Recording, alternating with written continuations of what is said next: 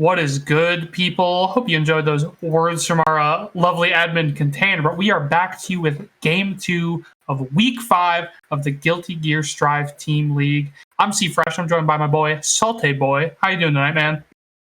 Doing fantastic. And hopefully we don't see any more connection issues or any more hiccups later on in this in this team league for tonight, because we are going to our next team set. Unfortunately, we couldn't play Lurie versus Macmans. I know a lot of people were looking forward to that, but instead we're going to be hopping on over to Magical Girl Squad Z versus Lapin Labs Network. Let's look at the players real quick before we jump into the first set. Indeed, I was pretty excited to see, both of these teams during signups. Like I said, there's all these happy little surprises running signups for the team league, where you get teams that you just didn't expect. LLN, obviously a great org, love to have them. You should go check out their tournaments. And Magical Girl Squad Z, just a group of friends that love hanging and playing together, I believe. And they have a lot of players I love on the team, too. Mm-hmm. Let's go check it out. Yeah, and like you said, both these teams are part of the United States division, just like Rufflecopters and SJS DMV. So there's already a lot of competition for that top 3 spot. We'll see exactly how they do, because these last 2 weeks are really going to be deciding who makes it into that top 3 to make it into the playoffs. If we're looking at Lapin Labs Network, you can see the player lineup right here. We have Lynn, aka Blippery, on the Nagoriyuki, Salty Fish Cafe as the Testament, Ember as the Potemkin, and Juniper 222 as Milia. We're going to be seeing Ember, Juniper, and Salty Fish Cafe as our lineup for tonight, with Juniper 222 being our highlighted player on the Milia. Yet another highlighted Milia player for tonight. And on Magical Girl Squad Z, we have Aoi Kiefer on the Giovanna, CPU on Faust, Mimi on Elfelt, and Juno Must Die on ABBA. For this lineup, we're going to be seeing Juno Must Die leading us off for set number 1, Mimi in set 2, and CPU closing off for the anchor position. And our highlight player is CPU, a very strong Faust player. If you know CPU, 17th place at Frosty Faustings this year, and just a really, really great Faust at all of the net play tournaments that they do play in. CPU is a net play grinder, and I'm really excited to see how CPU really shakes things up in that anchor position, where you have more time to adapt to the other player, especially Amelia. Another not super great matchup for Faust. Actually, wait, no, not Amelia. My bad. It was Testament. It's not nearly as bad, but it's still going to be interesting regardless, because Testament is going to be a bit more of that mid-range control, screen control type of zoner.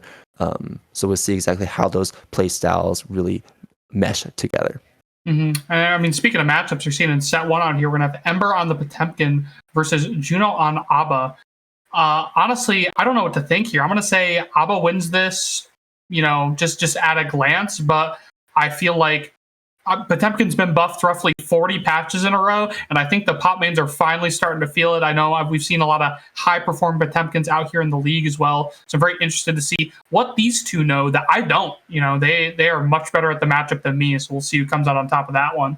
Yeah, it's really good, because those Potemkin really need those buffs for a very long time, and I finally feel like Potemkin is in such a great spot for the character, where he's finally super viable. And we saw a lot of those changes really come in full force, especially at CEO, where your boy Squanto, who actually raided us just earlier, big thanks for that raid, but your boy Squanto making it to top 8 for CEO this year with the Potemkin.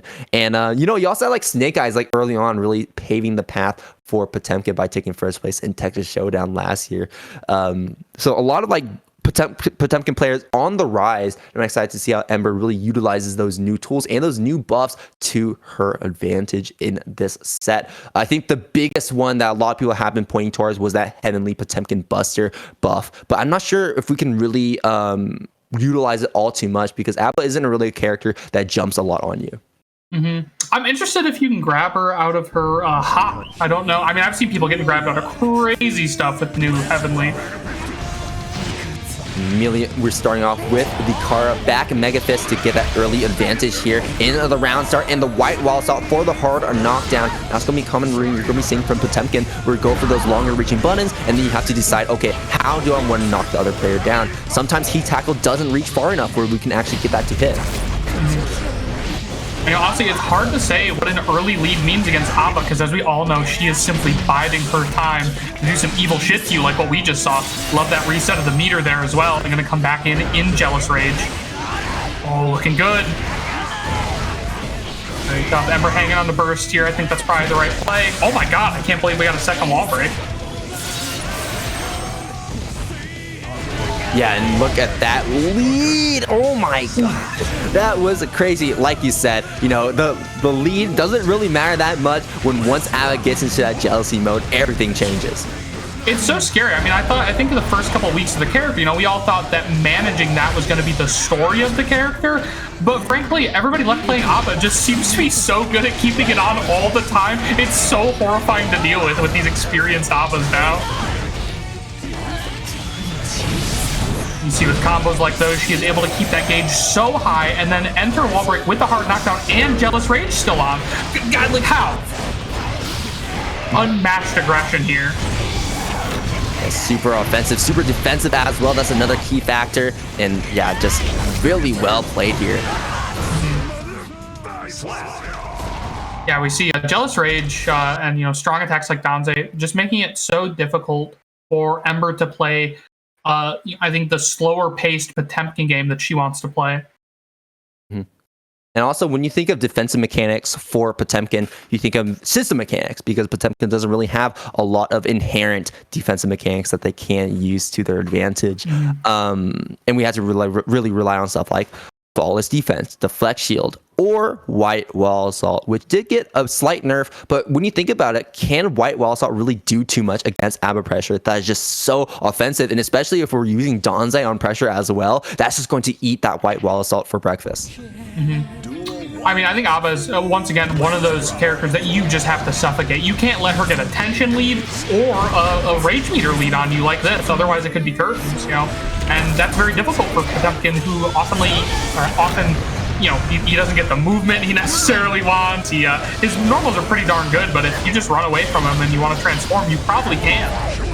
And look at that. We saw that burst come out from ABBA, but immediately it feels like you weren't even sent full screen because of how fast ABBA can run and close that distance. But right now, we're not in that jealousy range, and we need to find that perfect opportunity to set it. And then we're going to use it right there. You can see the 5H coming out, but that's not going to be enough to keep ABBA away as we try and look for another wall break straight into the super for the hard knockdown. And now we still have so much jealousy rage available. One more mix, and that's going to be the overhead finding his hit. YRC coming out. We're not going to challenge it, but instead we're going for the super from full screen, spending a bit of that FD to avoid chip, but gets caught regardless with the 2H. That super is a true neutral skip. It's very difficult to deal with. I think 2H is a really key move in terms of that mix-up game that ABBA can represent, because 2H is a multi-hitting low, and then you can go for that override, which look how quick it was. How do you react to that? I think it's, what, 16 frames? Yeah, I think what a lot of people would consider unreactable. You know, maybe if you're super on your game, you're really thinking about it, but if you're thinking about that, then you're not thinking about run-up throw, you're not thinking about run-up low, so it's a real problem.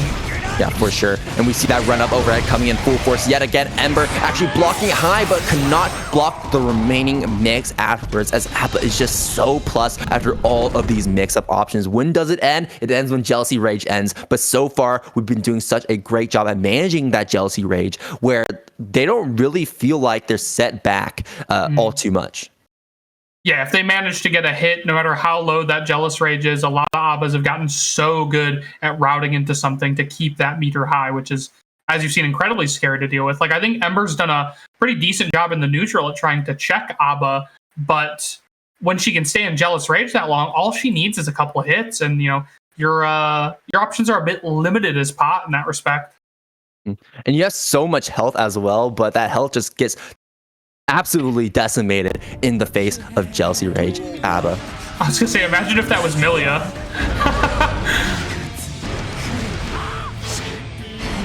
This pressure right here, we see trying to force Ember to interact, to be quite honest. But Ember hasn't quite bitten yet. We haven't seen a whole lot of, you know, mash 2P out of her.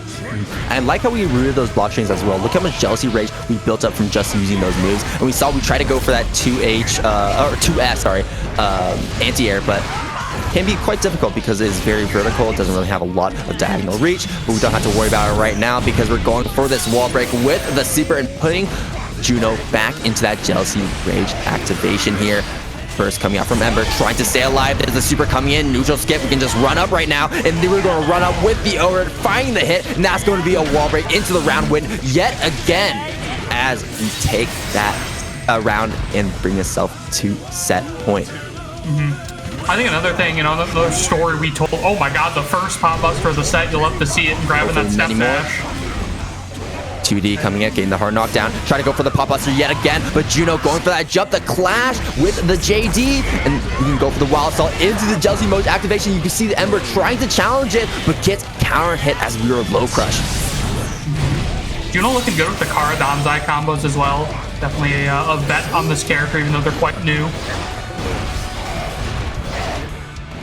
2H. We're just going to hold back right now. I mean, look at that, right? Like, finally getting a chance to breathe, a chance to be out of Jealous Rage, and then boom, right back in the mix. And we're just going to force deactivate it. Not going to worry about it. What we really worry about is not really the meter. We just worry about if we have enough Jealousy Rage to proc it. And right now, Ember is looking so low on health. The Potemkin Buster coming out, though. Not enough to kill. A pixel of life left for Juno, gets hit by the slide, had one more mix. The F to push out Ember, but Ember securing a round over Juno against the tightest odds. Signs of life here. Burst roughly equal for both players. Ember trying to crawl back. It's going to provide full Jealousy Rage, free Jealousy Rage activation as well. Gets the throw, gets the counter hit with the jump normal, and we're going to force the activate to go into the super and activate it yet again. We're at full meter, and Ember is so low on health. Ending the burst, though, very good deflect shield, but now we won't have burst, and we do get opened up. I mean, just forcing Ava to block is such a big deal and trying to drain that gauge. Back Mega Fist hitting.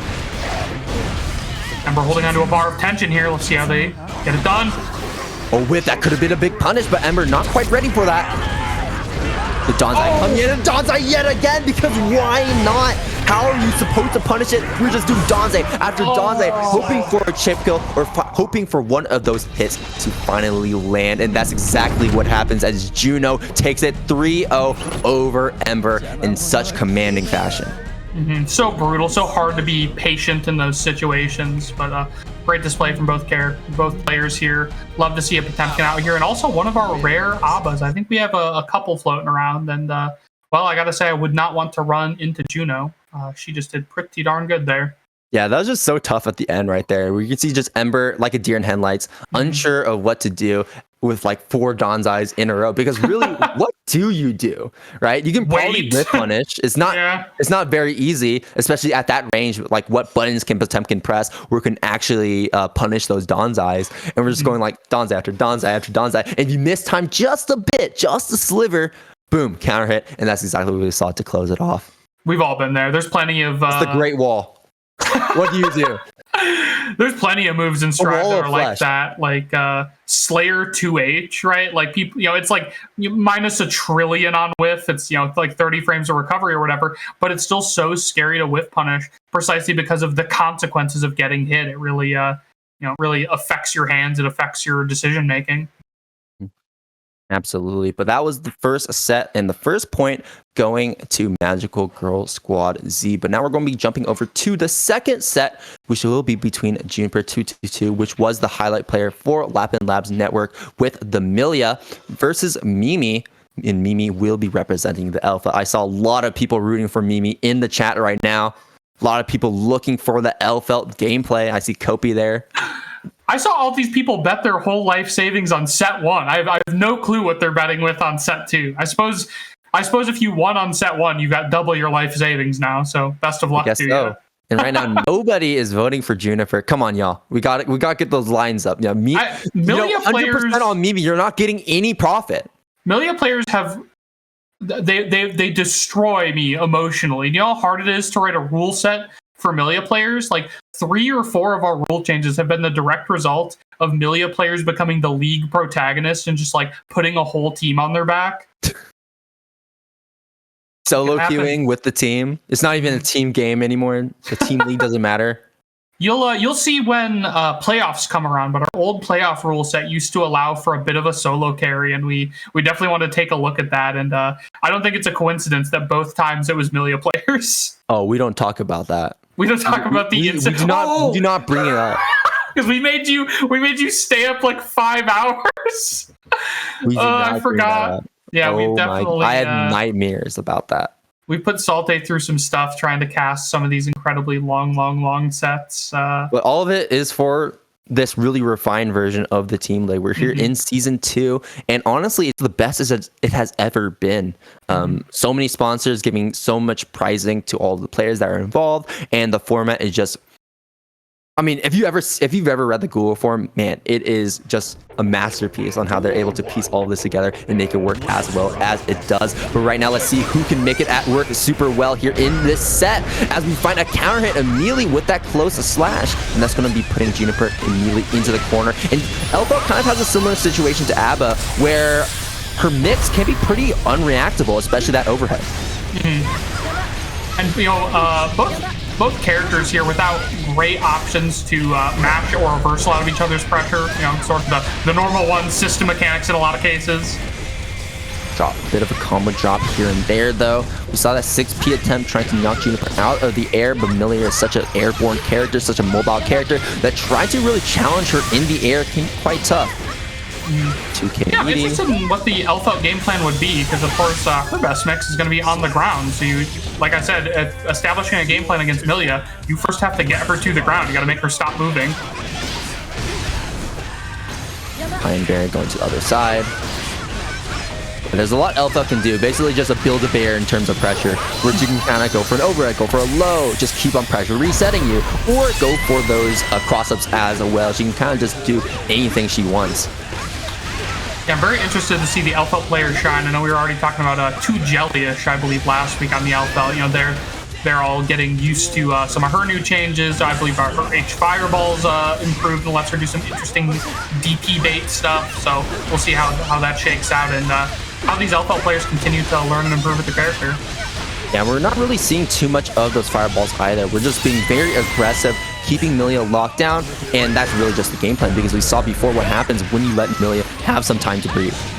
I love that. Yeah, you see Mimi give Millia a second, try to toss a fireball, let it redirect to her, and then immediately, it was immediately a bad idea. Yeah, GGST to cancel the 5K and a counter hit on the jump out attempt from Juniper. Yeah, even auto-tracking fireballs, just not able to keep up with Millia's movement. Oh my god, what a call-out, though. The confidence to go for that. Right back at you. Return from Juniper.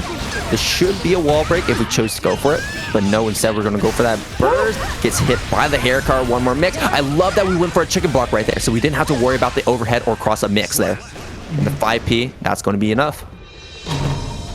Crazy confidence there on the anti-air 5P, though. That's in a live or die situation, going with your non-disjoint anti-air is a choice. But is it really a commitment? It feels it's a like good button, no doubt, right? But it ain't 6P. Yeah, it isn't 6P, but in that case, in scramble situations like that, really just wanting a fast button like 5P can really do you well. And even if it whiffs, there's not really a good chance that Millia can actually punish you because of how fast that recovery is. I feel you. You're more saying it's better to whiff a 5P than whiff a 6P. And that I definitely agree. Especially if it's going as fast as that. And we can see that once we confirm into that 5P, then we can just go for that one more button to get that kill. For sure. Solid stuff there. Yeah, it's very interesting to try and, deal with Millia running at you as fast as she possibly can. Like we said, even trying to throw out a fireball to stop her was not going to do enough. Like you truly have to put her into block stun to make her stop moving. There's no other way to do it. Mm-hmm. Yeah, even the auto tracking fireballs were not enough. But just great awareness of space, great awareness of knowing what Millia's options are in the air, and being so confident to go for those reads like those air throws to catch Juniper out of the air and provide a very strong advantageous position, basically putting Juniper into the corner where that's where Elfo can truly shine. I think you've been reading too much Millia propaganda. That's what they'll tell you. They'll say, oh, just count her air option. She can't stay up there forever. I don't believe them. I think she can be up there. She can be up there for very long. Don't get me wrong. And you see the strength of such a thing is a really solid propel, and then a solid deep JH starts this round off in Juniper's favor. Yeah, very well into Juniper's favor, but great backdash to avoid the disc, actually challenging it as well. That super is going to be eating up that fireball, and one more hit here, going for the overhead into the 2K 2D disc, and that's going to be the first round here. Going to Juniper, trying to take a game in return away from Juno. Oh, sorry, not Juno. Oh god. Mimi. Yeah. Doc, where did this my bad. confidence come from? I mean, Juniper out here not afraid to just throw herself at Mimi right now. And it's really well working out. Finally takes that deflect shield to get her off her. The counter hit. RC to confirm. Oh, and we go for the reset into the Pineberry. That explosion will catch Juniper, and that's going to be a wall break here. Positive bonus is on the table. Turbo Fall, Capel. Do you need to say more? name a more iconic duo. Oh no, two counter hits here, just blowing through the Millia health bar. Brown just let slip at the end. This character has not changed since the Capel got buffed. Like 2 years ago at this point. Look, if I had Capel, I'd be hitting it more often than every Millia player. Are you kidding me? Unfortunately, Juniper finally finds herself an Elfheld's clutch, is forced to block a bit of pressure there and takes a whole lot of damage for her trouble. Again, just great jumps out of this disc pressure from Juniper. Juniper yet to really enforce Mimi to really stay in that position. June also with burst on deck here. You see Mimi trying to bait it earlier. Can see a bit of a cheeky gold burst scenario. Oh my god, do it for the funny. Oh my god, we just keep doing it. Hey, look, this is what happens to a person's mind when they experience too much Millia gameplay. It could happen to you too.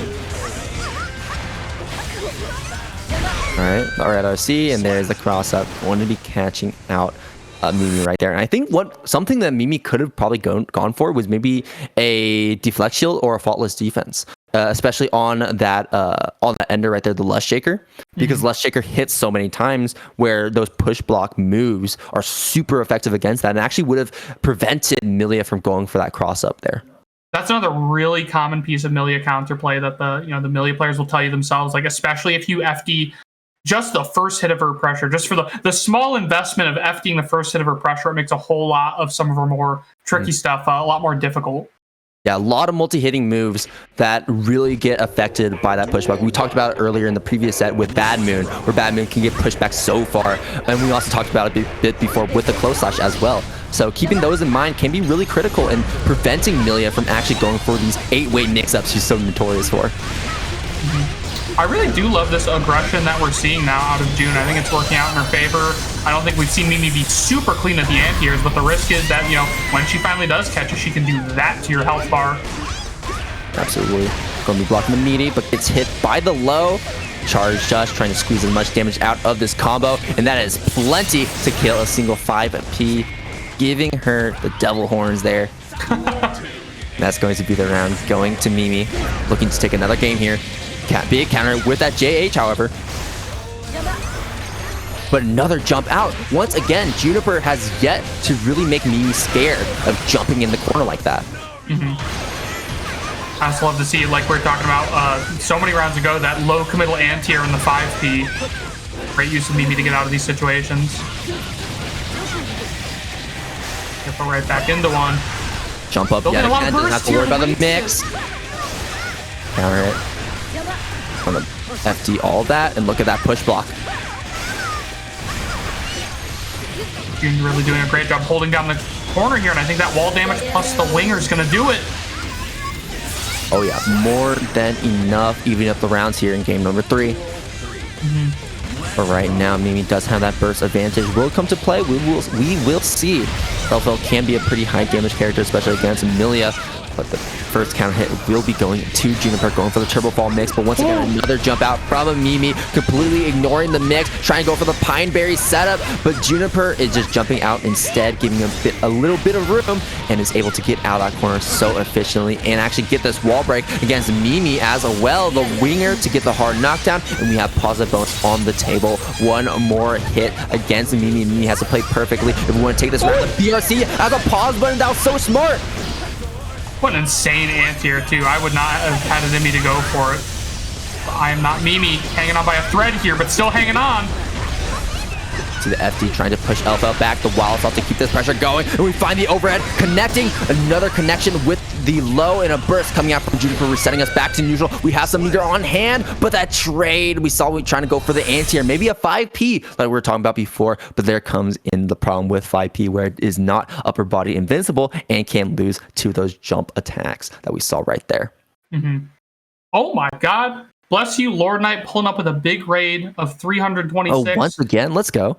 Yeah, God bless. What a sweet guy really helping us out here. For all of you just joining in, we are in set 2 of the game between Lapin Labs Network versus Magical Girl Squad Z. Every set 1 gets you a point. Top 3 point scorers in each of our 4 divisions go on to playoffs. Yeah, hopefully y'all stay and enjoy the show that we have for you right now. There is no other, let me say this right now. Aegis Esports is so great because there's no other tournament that does a team league like this. For any game, really. No other tournament. Speaking of like this, pure violence to start off game 4 here, I believe. Oh, Turbo Fall Capel. Match made in heaven there. And shouts out to our friends at Koi as well, pulling up with a raid back to back. And super. That's going to not hit there. Oh, we just canceled straight to the air throw. The winner coming out, but are we blocking? Yes, we are. That's a free punch because we don't have a meter to go for the Roman cancel, and that's going to be around here. Going to Mimi, trying to even things up and make it 2-2 in this set. And this 6P will certainly start things off while it's out to keep the pressure going. And we're just continuing to oppress Juniper with these overheads. 2 overheads in a row. Gets the burst baited as well. And no burst to their name as Juniper gets sent through the wall. It's so hard to deal with. Not a lot of people can block Elfelt consistently, and I don't think we've seen Juniper block a full Rekka series yet. That's definitely been their downfall in this set. That's going to be a perfect going to Mimi, easily cleaning that one up and taking us to a game number 5, the final game of the second set and the first final game of the night. Love to see it. Base is loaded out here. Look, that wild dog strategy worked well for Juniper for a while, but it seems like Mimi really steadied up, got clean with it, and is able to keep Juniper blocking and force her to take those Elfelt Rekkas, which is the undoing of the whole thing. Yeah, for sure. We'll see how these adaptations come to a head because now we're in the final game, or we're going to take it to the final round. We will see what's the round start going to be. Immediate backdash, not wanting to press the advantage, but Mimi finding that 6P yet again on these Capel cross-up attempts. Yeah, I love that. I really feel like Mimi just took a moment to breathe and went, where are the weaknesses in my game plan? Or maybe was helped by her team, honestly. That's a underrated part of the team league. And, just told, hey, man, you're getting jumped in on a lot. You got to be clean with these anti-airs. And you see how much it's paying off. Charged us, getting the max damage out of that wall break. And right now, Juniper is the one that has to play perfectly against Mimi because a single hit will close it off. The red RC to get the neutral skip, but the white RC coming out from Juniper does not want to hold that pressure. And another fantastic air throw coming in from Mimi. Mimi has not missed a single one of these air throws. Yeah, huge confidence booster as well. I think maybe June just being a bit too obvious with that box movement. Might have to mix it up a little bit, use some of those additional Milia air options.